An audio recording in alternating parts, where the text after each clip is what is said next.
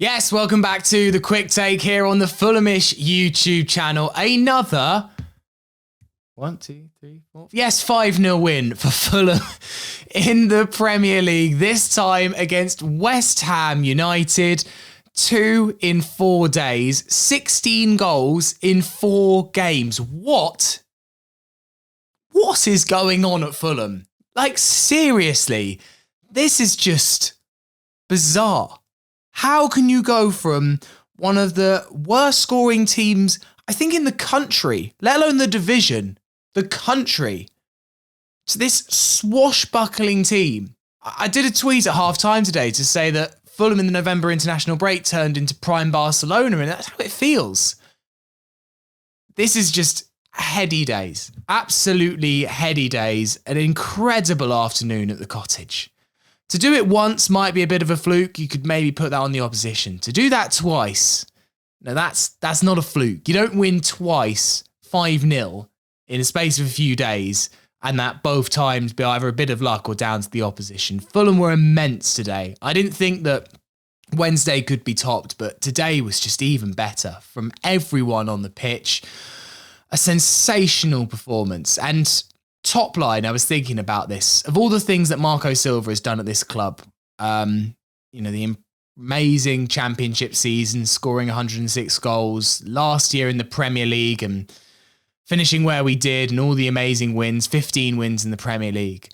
What he's doing right now, I think, might be the most impressive. After everything that we went through in the summer, losing our best player, or one of our most key players, at least put it that way, to come out and for us to be 10th in the league at nearly the halfway point, scoring goal after goal, to have transformed Raul Jimenez from one of the least informed strikers in the country into this beast that we're now seeing up front, is just testament to just how good a manager. He's so underrated. So underrated as a manager. And yeah, what an afternoon. Let's go through. It was an unchanged lineup. I think that was the right call. Obviously, it was the right call. We just won 5-0. But I was thinking before the game, like, what changes do you really make? I didn't know if there might be an element of rotation in there. Does TC have 90 minutes in him again after Wednesday?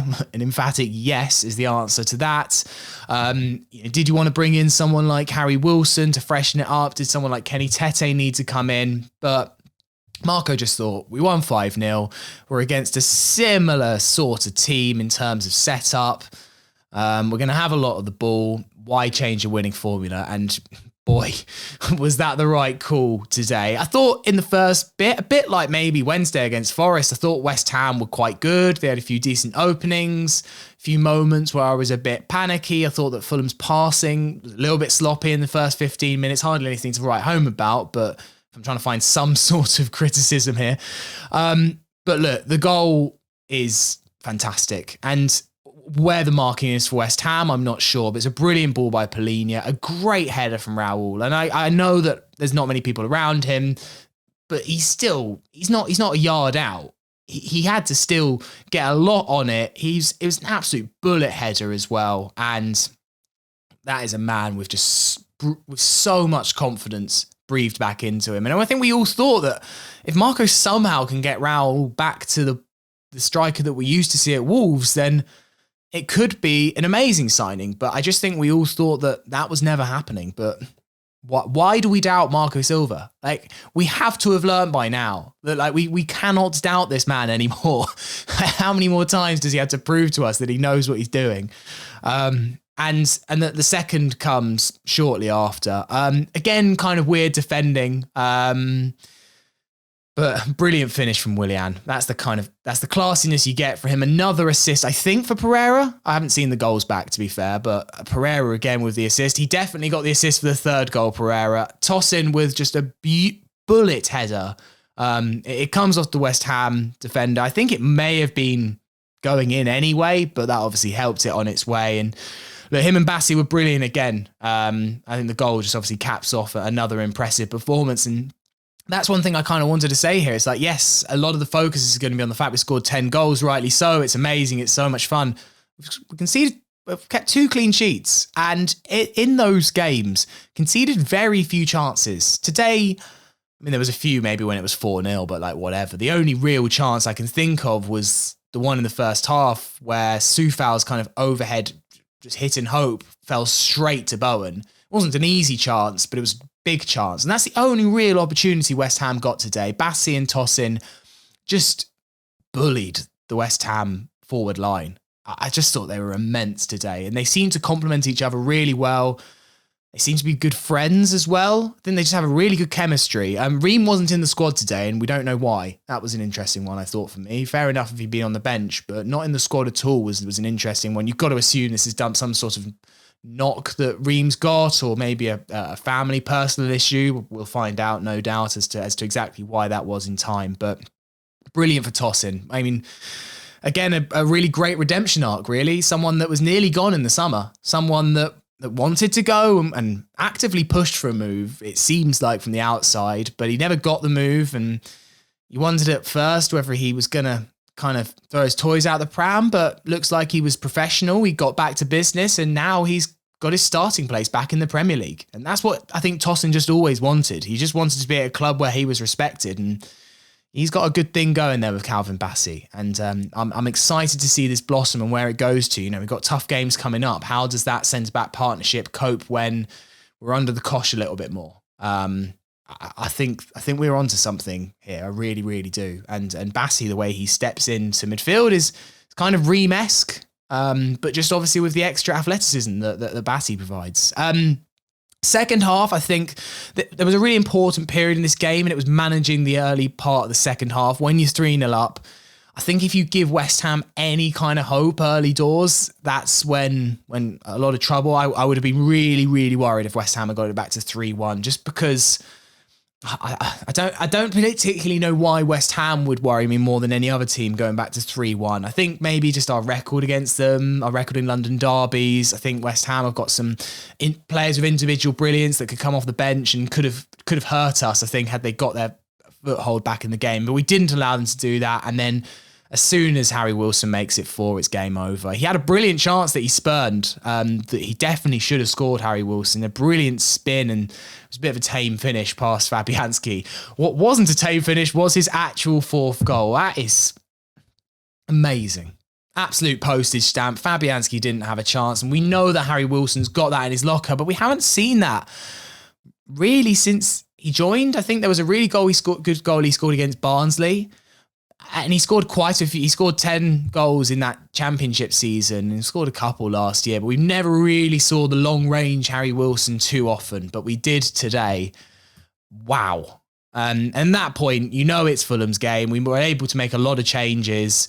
And those changes kind of killed the momentum, really. And West Ham brought on some fresh legs. And arguably it became quite a tight game at that point. But we got our chance to make it 5. Very unselfish from Harry Wilson. Squared it to Vinicius. For a second, I thought he'd missed it, but it was never in doubt, was it, really? 5-0, back-to-back. And I haven't seen yet. I've been looking for someone on Twitter to find the stats of when anyone's done back-to-back 5-0s in the Premier League. Not just Fulham, any team in the Premier League. It can't have happened too often. And it feels very reminiscent. It feels like a lot of deja vu to the championship season in January 21 when we did the 7-0, 6-2, 6-2, and everyone was talking about us. And I remember always thinking at that time that it was such a special run of games, and that, you know, this obviously no one does this forever. And I have a similar feeling now of just to drink it in, just to enjoy it. Be excited at what we just seen.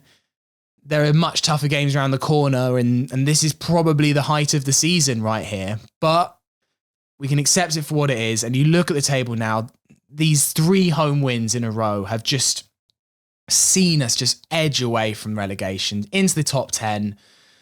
Goal difference now back to 0, which is quite funny after being minus 11 or whatever, minus 10 before the Wolves game, and now we're back to 0, which is nice.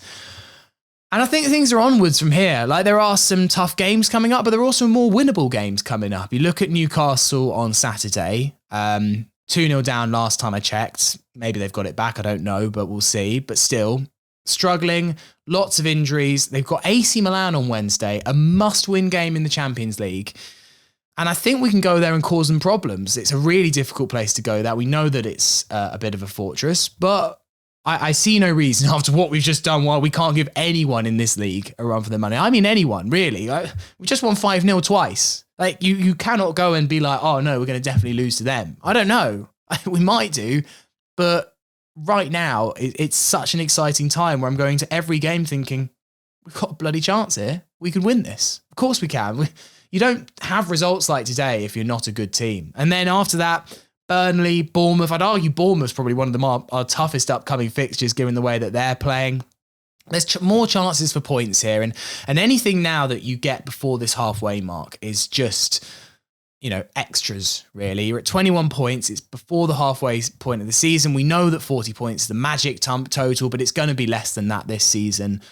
So we're a long way towards safety. And, once you reach that kind of safety mark, like we did in February, March last year, then you can start dreaming and looking up and worrying about cups and, could we finish in the top 10 again? I think that's what the platform Fulham have potentially now given ourselves to try and get towards the safety mark in, February, March. That's what we can now do given what we've done. So a hugely exciting time to be a Fulham fan. I didn't see this coming. I really, really didn't see this coming. But, once again, we talk about this all the time. Fulham, apart from Brentford, have won or drawn every game that we should have this season.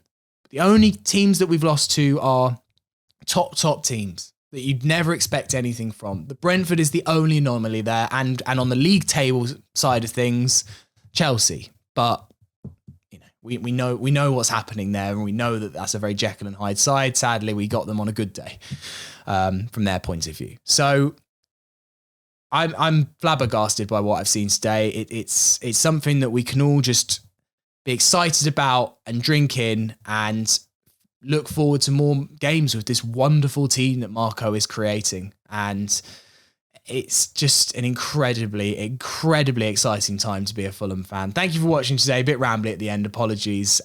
We will be back, though, with a full podcast, everything debriefed from this brilliant win over West Ham. That'll be out on Monday, so make sure you subscribe to the podcast, and there'll be a Jack and Joe show later in the week. No doubt with just a very giddy Jack Kelly and Joe Sanson breaking everything down. So make sure you subscribe to the channel. If you're not already, let us know what you thought of the game in the comments as well. Love to hear from you in there. And have a great start to your week. I'm sure you will. Come on, you Whites.